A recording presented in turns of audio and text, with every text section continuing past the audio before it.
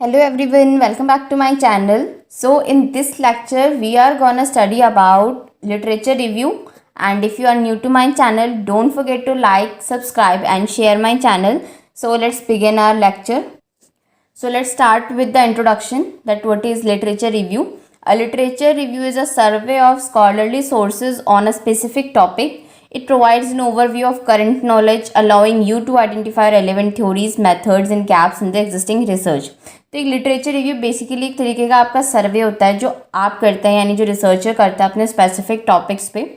इससे आपको क्या पता चलता है कि आपकी जो टॉपिक आपने चूज़ किया उसकी करंट नॉलेज क्या है, ठीक है, कहाँ तक वो नॉलेज आ चुकी है इन द मार्केट. इससे आपको ये पता, उससे रिलेटेड फिर आप थ्योरीज, मेथड्स और गैप्स के बारे में जान पाते हैं, ताकि जो एग्जिस्टिंग आपकी प्रीवियस नॉलेज रही है या प्रीवियस रिसर्चेस रही हैं तो वहाँ कितनी तक नॉलेज आ चुकी है और आप क्या नॉलेज लेके आना चाहते हैं.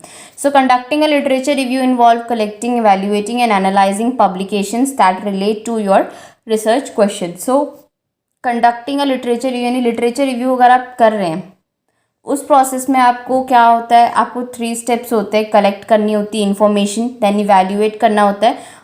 आपने जो कलेक्ट करी इन्फॉर्मेशन उसको इवैल्यूएट किया, उसके बाद आपको जो पब्लिकेशंस है यानी बुक्स, जर्नल्स, आर्टिकल्स जो भी उसके बारे में लिखा जा चुका है, आपको उसे भी एनालाइज करना है, ये देखने के लिए कि क्या वो आपके जो आपका रिसर्च क्वेश्चन है उसे रिलेट कर रहा है या नहीं. Then definition of literature review. Literature review is a systematic, explicit and reproducible method for identifying, evaluating and synthesizing the existing body of completed and recorded work produced by researchers, scholars and practitioners. So literature review एक तरीके का आपकी systematic study है, जिससे जो भी पहले जो रिसर्चर्स रहे हैं या स्कॉलर्स रहे हैं या प्रैक्टिशनर्स रहे हैं, तो उन्होंने जो भी नॉलेज प्रोड्यूस किया अब तक, चाहे वो कंप्लीटेड नॉलेज है या उनका रिकॉर्डेड वर्क है, कैसी भी नॉलेज है, आपको उसे आइडेंटिफाई करना होता है, इवैल्यूएट और सिंथेसाइज करना होता है एक सिस्टमैटिक मैनर में. Literature review is a body of text that aim to review the critical points of knowledge on a particular topic of research. Literature review एक तरीके से आपकी बॉडी ऑफ टेक्स्ट है, यानी टेक्स्ट है. इससे आपको क्या इसका एम इतना ही होता है कि जब भी आप जिस भी टॉपिक पे रिसर्च कर रहे हैं तो उसमें जो क्रिटिकल पॉइंट्स है ये उसको रिव्यू कर सके, उसी के लिए लिटरेचर रिव्यू किया जाता है. यानी जो बेसिकली आपकी पहले कितनी स्टडीज़ हो चुकी हैं, कहाँ तक हो चुकी हैं, तो उनमें से आपका जो बेसिक क्वेश्चन है आप उसे फाइंड आउट करते हैं, उससे रेलेवेंट कुछ रहा है, कुछ मेथड्स हो गए, थ्योरीज हो गए, जिसकी वजह से आप जो है रिसर्च को ईजिली थोड़ा कंडक्ट कर पाते हैं. Then importance of literature review, कि लिटरेचर रिव्यू की ज़रूरत क्या है, what is the necessity to see what has and has not been investigated. First and most important point यही जानना होता है कि क्या चीज़ अभी तक इन्वेस्टिगेट की जा चुकी है इस फील्ड में और क्या चीज़ नहीं. To identify data sources that other researcher have used, और जो दूसरे रिसर्चर्स ने जो रिसर्च की अभी तक, तो उन्होंने कौन से डेटा सोर्सेज यूज़ किए हैं वो पता करने के लिए भी आप लिटरेचर रिव्यू यूज़ करते हैं. Third, to learn how others have defined and measured key concept, क्योंकि हर पर्सन जो है वो रिसर्चर न्यू ही बनता है, तो उससे थोड़ी एक गाइडेंस भी एक तरीके से लिटरेचर रिव्यू प्रोवाइड करता है कि कैसे दूसरों ने अपने की कॉन्सेप्ट को डिफ़ाइन किया है, मेजर किया है, तो एक नॉलेज मिलती है. To develop alternative research projects, आप अल्टरनेटिव रिसर्च प्रोजेक्ट्स भी उससे डेवलप कर सकते हैं. To put your work in perspective, यानी कि जो आपका वर्क है आप उसे पर्सपेक्टिव में ला सकते हैं, व्यूज़ में ला सकते हैं. To contribute to the field by moving research forward. Reviewing the literature lets you see what came before and what did and didn't work for other researchers. तो आप एक जब लिटरेचर रिव्यू करते हैं, बेसिकली आपको रिसर्च करते हैं, तो उससे आप अपनी फील्ड में एक कंट्रीब्यूशन करते हैं कि आप उसे एक स्टेप फर्दर मूव करवाते हैं. सो रिव्यूइंग लिटरेचर में यही होता है कि आपको ये पता चलता है कि पहले क्या चीज़ आई है और जो बाकी रिसर्चर्स हैं उनके लिए क्या चीज़ वर्किंग रही, क्या नॉन वर्किंग रही, कि किससे उन्हें बेनिफिट हुआ और किससे उन्हें बेनिफिट नहीं हुआ. Next, to demonstrate your understanding and your ability to critically evaluate research in the field. यानी कि अब एक और काम लिटरेचर रिव्यू का ये होता है कि जो रिसर्चर है उसकी कितनी अंडरस्टैंडिंग होती है उसको डेमोन्स्ट्रेट करता है आपका लिटरेचर रिव्यू, कि वो कितना जो अपना रिसर्च जो भी वो फील्ड में रिसर्च कर रहा है, तो जब वो उसे लिटरेचर रिव्यू कर रहा है तो वो कितना क्रिटिकली उसे इवैल्यूएट कर सकता है, दैट डेमो आप लिटरेचर रिव्यू के अंडर ले सकते हैं। To provide evidence that may be use to support your own findings. और लिटरेचर रिव्यू आपके एक और काम आता है कि जो भी आप बोल रहे हैं या जो भी आपकी फाइंडिंग्स है उससे रिलेटेड आपको कुछ एविडेंसेस भी लिटरेचर रिव्यू प्रोवाइड करता है। Then identification of research problem and development और रिफाइनमेंट ऑफ रिसर्च क्वेश्चंस।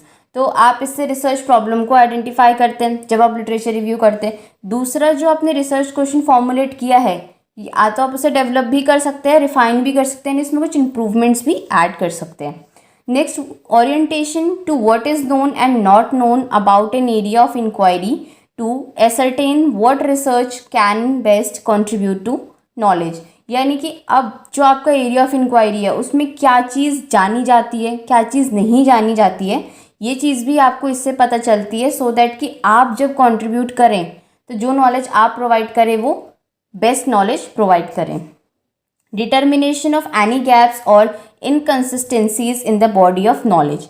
यानी कि जब आप लिटरेचर रिव्यू करते हैं तो आपको ये पता चलता है कि जो आपके लास्ट रिसर्चर्स रहे हैं, तो जो उनके रिसर्च फाइंडिंग्स आई हैं उससे कहीं पे कोई लैगिंग तो नहीं है, कोई ड्रॉबैक वगैरह, तो ये भी आपको लिटरेचर रिव्यू से पता चलता है। Discovery of unanswered questions about subject, concept और प्रॉब्लम्स। अब आपको कुछ सब्जेक्ट से रिलेटेड क्वेश्चंस फाइंड आउट करने होते हैं, कॉन्सेप्ट या प्रॉब्लम्स वगैरह उनसे रिलेटेड, तो कुछ अनआंसर्ड क्वेश्चंस की डिस्कवरी भी आपकी लिटरेचर रिव्यू से हो जाती है।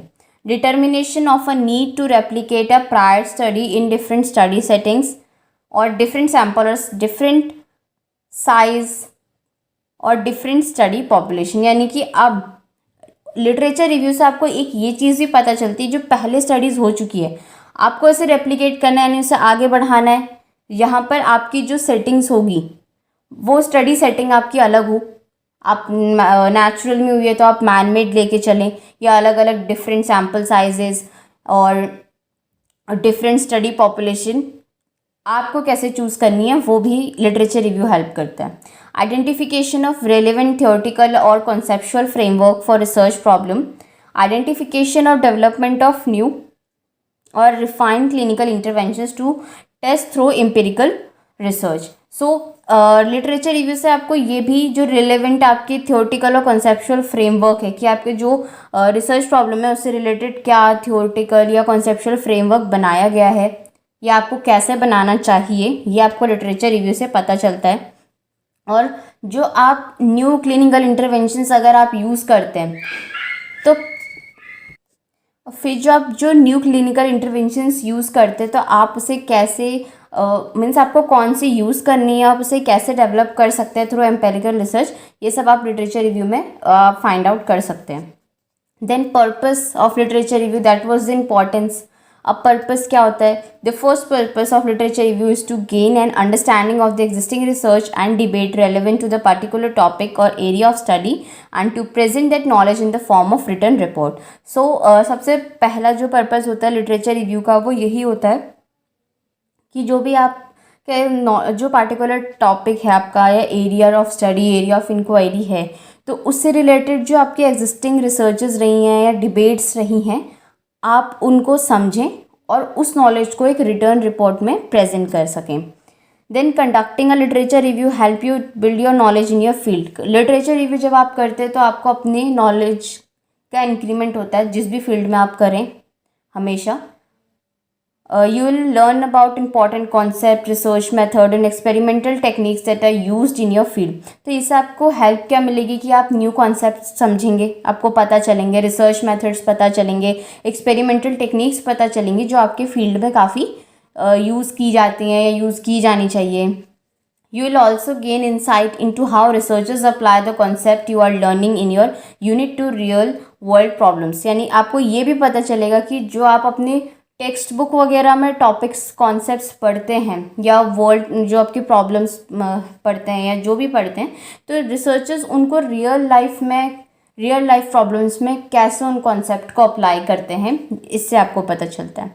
Literature review is that as you read you will get a better understanding of how research findings are presented and discussed in your particular discipline. So literature review से भी आपको एक चीज़ ये भी पता चलती है कि जितना आप लिटरेचर रिव्यू करेंगे उससे आपको ये पता चलेगा कि रिसर्च फाइंडिंग्स को प्रेजेंट कैसे करना है, और स्पेसिफिकली जब आप अपने डिसिप्लिन यानी अपने इंस्टीट्यूशन या जिस भी लेवल पे उसे कैसे डिस्कस कर सकते हैं. Then sources of literature review. तो लिटरेचर रिव्यू के आपके दो सोर्सेज हैं, that is primary and secondary sources. So will discuss them in brief. So first is primary source. The term primary source is used broadly to embody all sources that are original. Primary sources provide first-hand information that is closest to the object of study. Primary sources vary by discipline. So primary means first. So primary sources वो sources होते हैं जहाँ पे आपको original information मिलती है, first hand information मिलती है, क्लोज यानी जो भी मतलब क्लोजेस्ट जो स्टडी की जा चुकी है बिल्कुल ओरिजिनल, वो आपको प्राइमरी सोर्स से मिलती है. और प्राइमरी सोर्स हर एक डिसिप्लिन के हिसाब से अलग अलग होता है, वेरिएशंस होती हैं उसमें. In natural and social sciences original reports of research found in academic journal detailing the methodology used in research. In-depth descriptions and discussions of the finding are considered primary source of information. यानी कि जो आपके naturals और social sciences है उसमें जो original report होती है रिसर्च की वो आपकी एकेडमिक जर्नल्स में मिलती है. उसमें आपने कौन सी मेथोडोलॉजी यूज़ की थी वो काफ़ी डिटेल में समझाई जाती है, इन डेप्थ डिस्क्रिप्शंस दिए जाते हैं हर बात के, और जो भी आपकी फाइंडिंग्स रही है उनकी डिस्कशन कैसी रही है, ये सारी चीज़ें बहुत एक डेप्थ नॉलेज में आपकी प्राइमरी सोर्स में मिलती है. अदर कॉमन एग्जांपल्स हैं आपके स्पीचेस वगैरह, letters, diaries, autobiographies, interviews, official reports, court record, artifact, photographs, drawing, ये सारे आपके प्राइमरी सोर्स होते हैं. Then comes your secondary source. Secondary source is a source that provide non original और second hand data और information.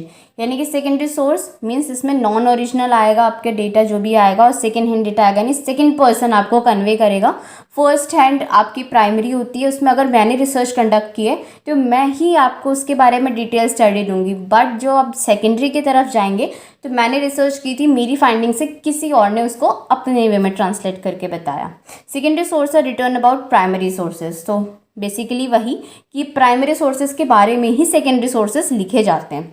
Research summaries reported in textbooks, magazines and newspaper are considered secondary sources. अब जो research की summaries होती है जो text book वगैरह magazine या न्यूज़पेपर में आती हैं वो आपके सेकेंडरी सोर्सेज हैं. दे typically provide global description of result with few details on the methodology. यानी वो ग्लोबली आपको डिस्क्रिप्शन बताते हैं, यानी all over the world means globally description बताते हैं कि क्या रहा था रिजल्ट, बट वो कभी मेथोडोलॉजी को डिटेल नहीं करते हैं. अदर एग्जाम्पल्स आपके बायोग्राफीज हो गए या क्रिटिकल स्टडी हो गई किसी ऑथर की वर्क पे, तो ये सारे आपके सेकेंडरी सोर्स होते हैं. Then steps of literature review. So literature review के स्टेप्स आपके सबसे पहले annotated bibliography, then thematic organisation, then more reading, then write individual section and then integrate the sections. So these are the steps. We'll discuss them in brief. So first is your annotated bibliography. Researchers read articles, books and other type of literature related to the topic of research and write a brief critical synopsis of each review. After going through the reading list, researcher will have an annotation of each source of related literature. तो जब researcher कोई articles वगैरह पढ़ते हैं, books पढ़ते हैं या कोई भी तरीके का लिटरेचर वो पढ़ रहा है अपने टॉपिक से रिलेटेड जो उन्हें रिसर्च करना है, तो वो एक ब्रीफ क्रिटिकल सिनॉप्सिस लिखता है, हर एक का रिव्यू लिखता है अपने वर्ड्स में. तो जब उसे बाद में जब वो उसके रिसर्च कर रहे होते हैं तो जब वो गो थ्रू करते हैं यानी जब वो फाइंड आउट करते हैं तो उससे उन्हें एक एनोटेशन मिल जाता है उनका लिटरेचर रिव्यू का कि ये टॉपिक हमें चाहिए था, तो ये टॉपिक हमारे यहाँ पे था, इस पेज नंबर पे था, as we write the bibliography and the name of the author like that. Then second is the thematic organisation. Researcher try to find out common themes of research topic and organise the literature under these themes, sub themes और categories. So researcher क्या करता है, सबसे पहले वो common themes find out करने की कोशिश करता है जो भी उस रिसर्च टॉपिक है उसका, और उसके बाद वो अपने लिटरेचर को उन्हीं थीम, सब थीम, कैटेगरीज में ही ऑर्गेनाइज कर देता है.